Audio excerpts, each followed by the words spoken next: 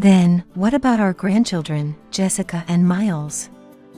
Am I supposed to raise them alone? I ask seriously, to which my husband, Nate, laughs. Of course. Those kids were such a hassle. Nate says with a grin, then starts to fill out the divorce papers right in front of me. Standing beside him, Kristen is all smiles. Just as Kristen lets go of Nate's shoulder, she comes closer to me and whispers in my ear, "I'm taking your rich husband." Frozen, I watch as Nate finishes signing, then slides the divorce papers and pen towards me. Trembling, I sign the papers. Look at her, shaking because she's losing her husband. They laugh as I manage to finish signing. Now I can marry Kristen. Yay! I'm so happy. I watch silently as the two of them walk out arm in arm. Then, Jessica tightly grabs my hand. When I look at her, she's smiling mischievously. Grandma, you're better off. Because that person. Jessica starts to point with her free hand, but I quickly stop her. Then, I ask Jessica. Jessica, when did you realize? Huh? I've known for a long time. I give a wry smile, squat down, and hug Jessica and Miles. I am Isabel, 54 years old. Life has been tough, but this is undoubtedly the hardest time. How could this happen? Owen, why? It happened all of a sudden. My eldest son, Owen, and his wife, Louise, were out shopping. They were hit by a truck that was looking elsewhere and left this world too soon. Owen, whom I've always cared for from afar since he got married, could only meet once a year but was my beloved son. His wife, Louise, was also lovely and a truly good person. The most cruel part was that the couple had children. The eldest, Jessica, a 9-year-old girl. The youngest, Miles, a 3-year-old boy. Suddenly orphaned, the two had nowhere to go and came to our house. It was supposed to be a place for the grandchildren to find some solace. But I was a bit worried. Because in this house lived Nate, who was far more problematic than any child. Nate was a personification of selfishness. I still wonder why I married him. If anything, his income was the only good thing. But he wouldn't let me spend freely, so it wasn't much of an attraction. If I could talk to my past self, I'd want to ask why I married him, but I probably just gave in. The first day the grandchildren arrived. They looked anxious. Understandable. They only visited the house about once a year. Regardless of Nate, I intended to cherish them, but we hadn't met many times. Especially Miles, whom I've only met 3 times. It was unreasonable to expect them to adjust right away. Nate insisted. Send them to a facility. I hate kids, refusing stubbornly. I've hardly ever argued with Nate. But I couldn't give in on this. They are Owen's legacy. More than anything, I want to be with these kids. Ha! I'm not going to take care of them. I had no expectations from Nate, who hadn't done anything even when Owen was a child. At first, it was tense, but I was impressed by the children's adaptability. They gradually started to feel at home. Grandma, this is delicious. Oh, is it? That's great. Eat up. Me too. I'll eat a lot. Yes, yes. I'm so happy. It was truly heartwarming to see them getting comfortable and lively. My lifelong friend Kristen said, "You're too kind." I could never do that. But it wasn't hard. They were just too adorable. I'm sorry to Nate, but this time, I had to prioritize the children. Before the kids came, Nate was always the center of my attention. Naturally, he didn't take it well and was frequently irritable towards me. Hey! Seconds! Hey! Sorry. Miles spilled some water, and I can't leave him. Can you serve yourself? Huh? Leave that for later. I'm the priority. The spill was just water, but Miles was soaked. It wasn't something that could wait. Sorry. I'll be quick. Seeing this, Jessica offered. Grandpa, should I do it? But Nate's anger did not subside. I hated this about you. Eventually, he threw a box of tissues that was nearby in anger and stormed out. Maybe that's why it shouldn't have happened. A few months after our grandson came to visit, Nate asked me to invite Kristen over to our house. Kristen is a friend of mine, so they knew each other. But they were not supposed to be close. Wondering, yet thinking it might distract him, I invited Kristen over. Kristen readily agreed. And she came over at noon that day, where they both shocked me with the truth. We'd been dating for a month. Nate added insult to injury by saying, "So, Isabel, please break up with me." Nate was holding the divorce papers firmly in his hand, looking straight at me. It was blank, implying we should fill it out together. I moved Jessica and Miles to another room for the time being. They followed quietly, which was a relief. I didn't want them to sit through such a discussion. It's your fault. You lacked the consideration a wife should have, and that's why this happened. Nate argued that ever since we took the kids in, I stopped caring about my appearance. Plus, I always put the kids first, neglecting myself. He didn't like that. On the other hand, Kristen, who was divorced and single, always looked neat and perfect with her makeup. Her clothes were tasteful and beautiful.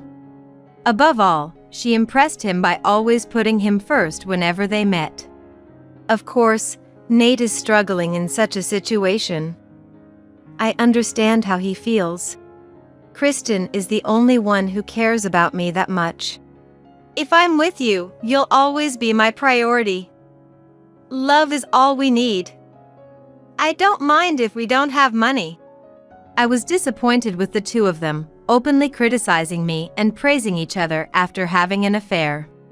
So, what about Jessica and Miles? Am I supposed to raise them alone? Of course, Nate laughed. Those kids were a nuisance.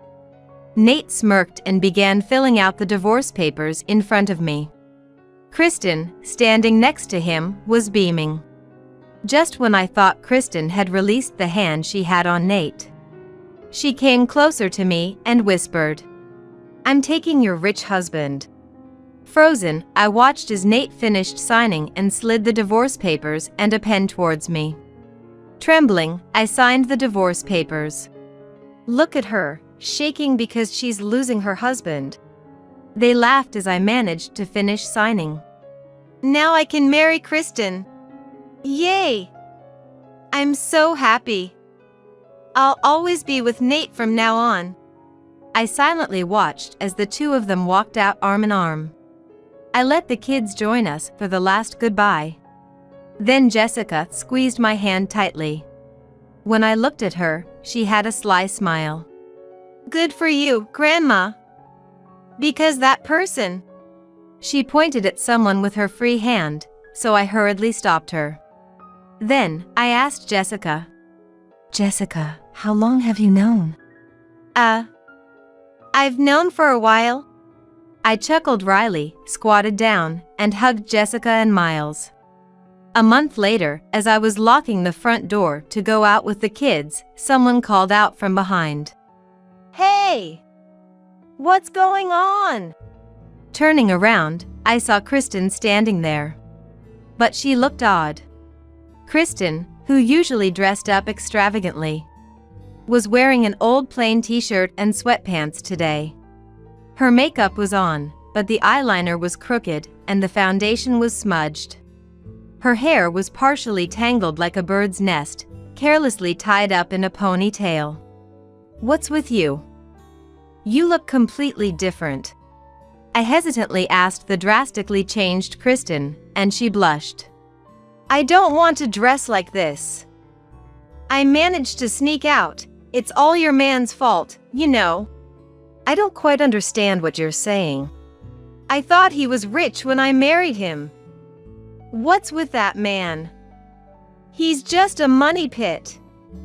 He won't buy me what I want, and yet he's so unnecessarily picky and selfish. As she spoke, it seemed Kristen reminded herself of her grievances, her face growing even redder with excitement. The kids, puzzled by her heated rant, kept their distance. I, too, subtly shielded the children from the blame. Weren't you the one who said it's okay as long as there's love? That we don't need money and you'd stick by me no matter what? That was obviously a lie. I mean, I could understand if he was handsome, but why would I willingly live with such an old man without any money? We quietly moved away from Kristen, who was screaming and spitting, and headed towards the car. Kristen continued to complain about Nate as she followed. As I unlocked the car, Jessica climbed into the back seat by herself.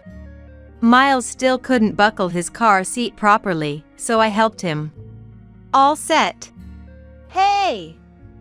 Are you even listening? Isabel! Just as I closed the door, Kristen reached her breaking point and let out a hysterical scream. The proximity of her shrill voice made me wince. Stop yelling. You scared us. Well, you're not listening at all. Complaining to the person you stole from is just absurd. It felt like the voice in my heart was coming out into my mouth. I had to cough to compose myself. Before I said something I'd regret. You've been nothing but complaints. If you're so unhappy, why don't you just break up with him? That's... Kristen stumbled over her words. Seizing the moment, I tried to get into the driver's seat, but she quickly stopped me. Wait. You're his ex-wife, you know what he's like. Jealous, clingy. He says he'll follow me anywhere, or if we break up, he wants to disappear. I knew that. That's why, when Nate mentioned Kristen's name, I was a bit hopeful. Even Jessica seemed to realize I wanted to break up. Grandma, you're lucky. Because you hate that man, right? I was surprised when she said that. My trembling at the time wasn't because I was losing Nate. I was worried he might use any excuse to take the kids away. But that was an unfounded fear. To Nate, who was obsessed with Kristen, the kids were nothing but a nuisance. It was the same when Owen was born. Ignoring me, nearly neurotic from childcare, Nate blatantly cheated at work. And when confronted, he said without a hint of guilt, "It's Isabel's fault. You only care about that kid. Plus, you don't wear makeup or dress up anymore. Where did you throw away your womanhood?" That kid Nate referred to was Owen, who couldn't yet speak or stand. From that moment, I could never fully trust Nate again. As Owen grew and became less demanding, we had more time as a couple, but by then, my feelings had cooled. I didn't steal Nate, but seeing Kristen now reminds me of the past. Yeah, he's persistent, all right. Once he gets attached, it's trouble. But you know, it's just the beginning. Eh? When I said I wanted to break up, I wasn't allowed to leave the house. All contact with the outside world was forbidden. I was locked in a room, and he would lock the door from the outside.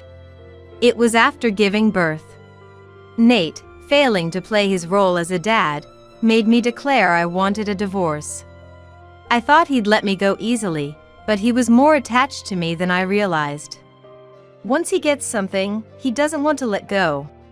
Even my late mother-in-law colluded with him, using Owen as leverage. Being a housewife then, I had no money or connections. I couldn't see a way out. So I made peace with it. His earning was good, at least. I don't think my decision was wrong. I told Kristen, who turned pale and trembled. Wait. So what's going to happen to me? Who knows?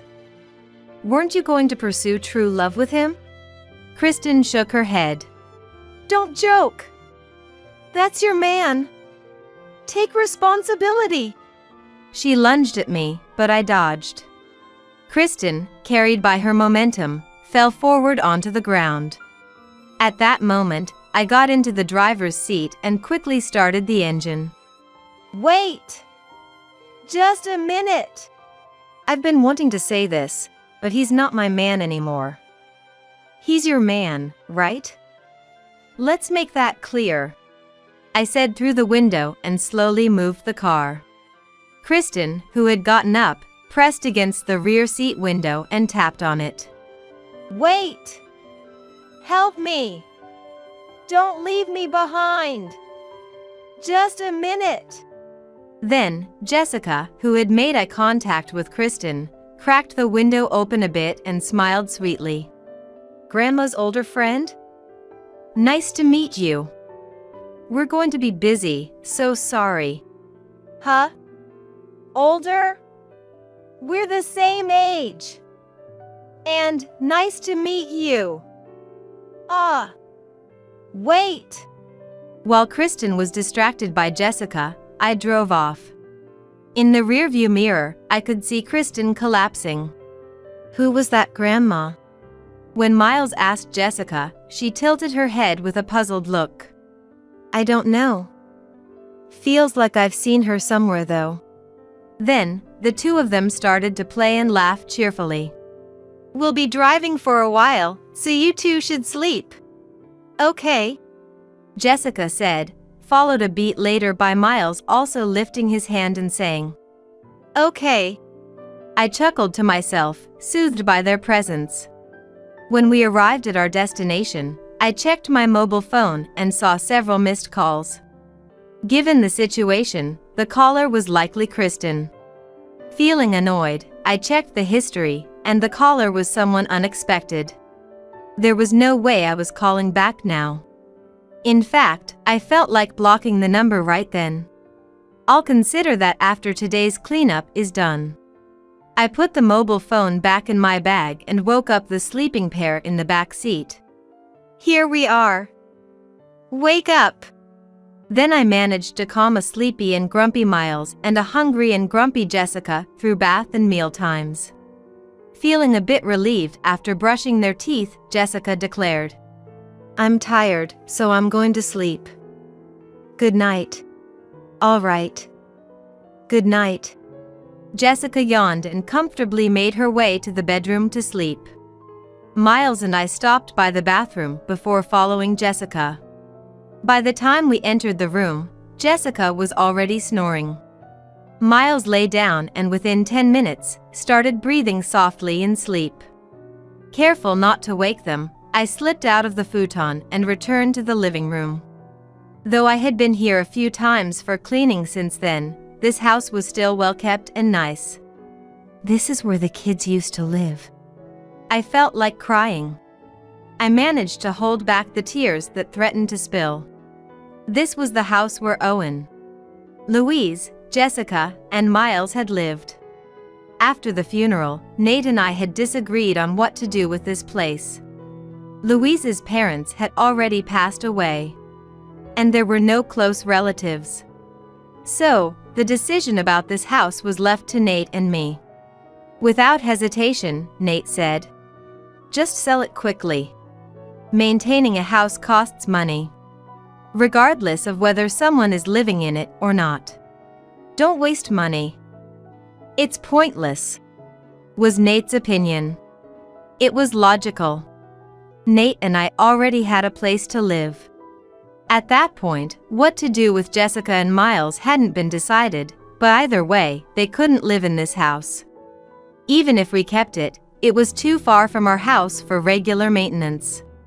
Nate's view was generally correct. I thought so. But on the other hand, thinking about the children made my judgment waver. They had suddenly lost their parents and had to live with grandparents they had barely met. Maybe keeping the house of memories could be a comfort to them. It might be self-satisfaction, but I thought if it were me, I'd at least want to keep the house. though Nate said that he always left the bothersome procedures to me. Whether to sell or keep it, he probably wouldn't notice. So, I decided to keep it until caught. I never thought we'd end up living here so soon. I murmured to myself when suddenly my mobile phone rang. Although it was far from the children's bedroom, I hastily grabbed it. Too hastily, I fumbled it. Hey! Isabel! Hey! Reluctantly, I answered to a familiar voice from the phone. With a sigh, I responded. Yes. Finally, you picked up. I've been calling you so many times.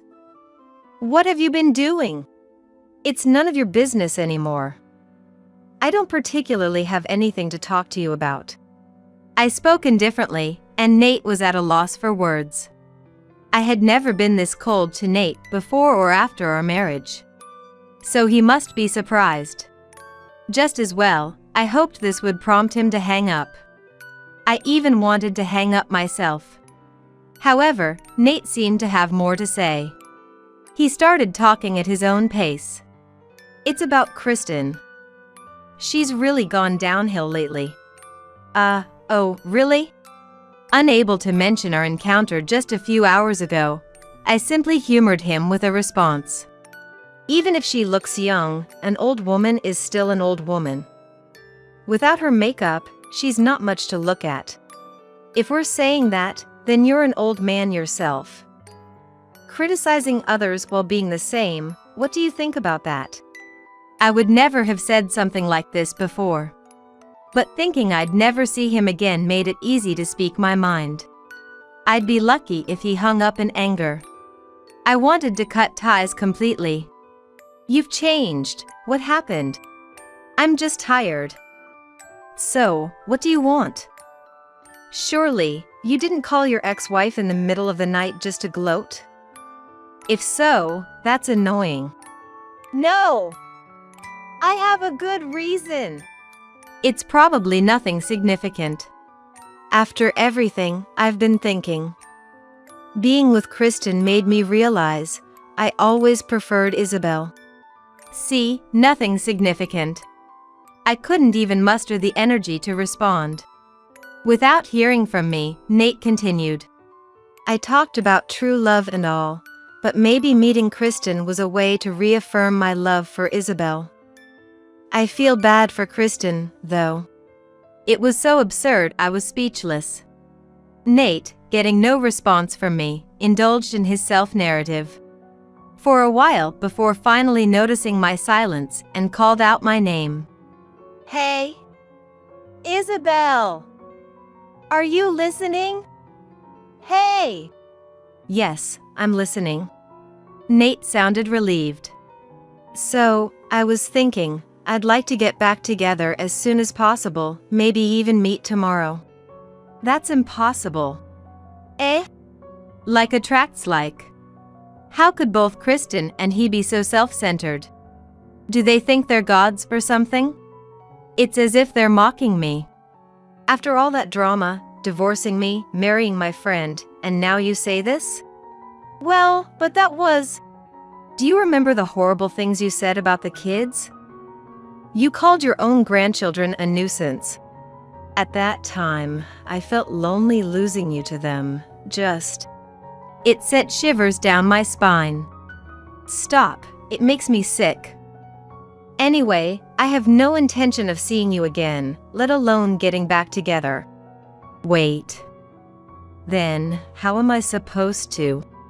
You have money, so you'll figure something out, right?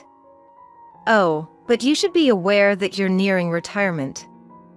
If you continue like this, you'll definitely go bankrupt. Was there anything else I needed to say?